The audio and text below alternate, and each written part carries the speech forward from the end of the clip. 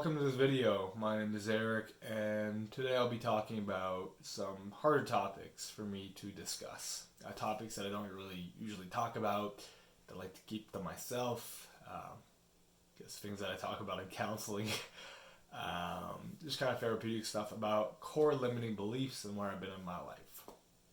So it's come to my attention that recently, well, not really recently, but especially in recent times, I've been feeling stuck, right?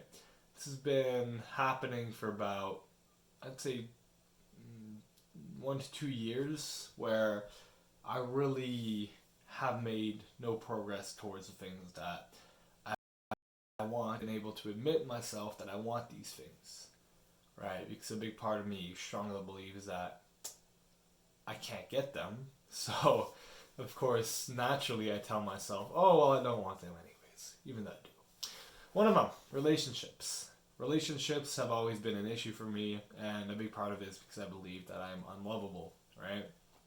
A core limiting belief of I am unlovable. It's a tough one to deal with. And for me, it's come from my childhood, as all of us, right? I grew up, or I was born in Toronto, and I moved at the age of 4.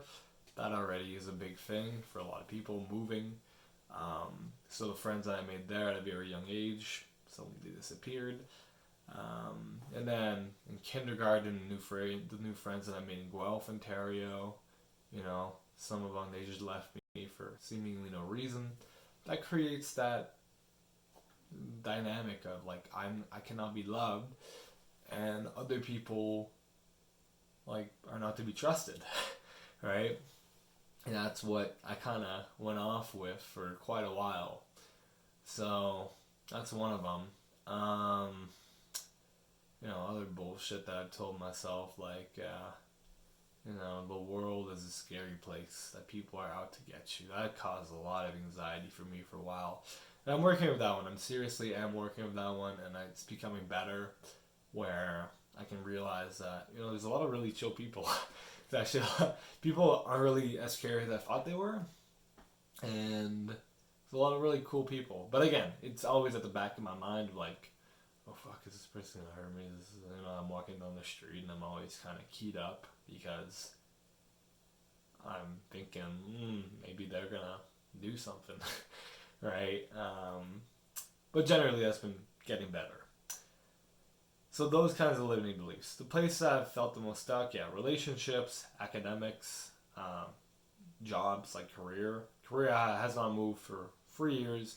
Been at the same company for 3 years. I tell myself that I like the job, and well, I'm allowed to say I don't, right? It's not like it's a crime to say I don't like my job. I still work it, and I do the stuff that I'm gonna do. But there's a point where I do want to advance my career, right? Working minimum wage is not my goal for life. I don't think it's anybody's goal for life. Well, if it is, all power to you. But personally, for me, I'd rather have a little bit more financial freedom. And that comes with developing my careers, developing my skills, learning new things. And a part of me just seems to have no interest in that, right? I would rather engage in bad habits all the time than to actually, do things that help me in the long run. Working out has been one of those that I've done for such a long time. It's natural to me. It's part of my identity, and that has really helped me for a lot. If I didn't have workouts in my life, I feel like I'd be in a much, much, much darker place. I don't even know if I'd still be alive, to be honest. Because there were some really dark points where, 2 years ago, taking drugs all the time, and I, didn't know if life was worth living. And at that point, I still worked out. So if I didn't, it'd be pretty freaking even darker. Anyways, that's very grim. I'm doing a lot better since then. But then again, you get to that point where, you're finally not laying on the ground anymore. You're ready to face reality. You're ready to grow. But you don't know what to do. So I felt that this video expressing, what I'm stuck about, what the things I'm stuck with, and my plan of action towards beating those things and actually advancing in the world would be helpful. And to post it is simply adding, a little bit more to put it somewhere. That way I can look back on it and be like, hey, there we go. If anybody can relate to this, then let me know. Let's talk about it, right? For me, a lot of, trust issues with people, friendships, all that. Been tough because there's always that part of me that says, oh, you can't be loved. Yeah, you're not worth being loved. All that, and people look at me and they see that I'm crazy at the gym and all this stuff, and they assume that I've got all my shit together. Far from it. I don't. Not at all. I don't think anybody at the age of 20, well, I guess I'm going to be turning 21 in about a month, but anyone at the age of 20 has all their shit together. Nobody has all their shit together at any age. But I'm just doing my best. I started doing jiu-jitsu, I'm doing counseling, I'm meditating, I'm journaling, doing good habits. And I hope that will set the base for me to advance in the future. I don't always need these things, right? But that feeling of not wanting to advance and kind of, there's a part of me that wants to regress. It's like, no, this is foreign territory. This doesn't feel comfortable. Well, good. It shouldn't feel comfortable, right? But that weak part of me is telling me, oh, hey, come on, don't be here, bro. It's not for you. You're not cut out for this and all this shit. It's complete bullshit. Complete bullshit.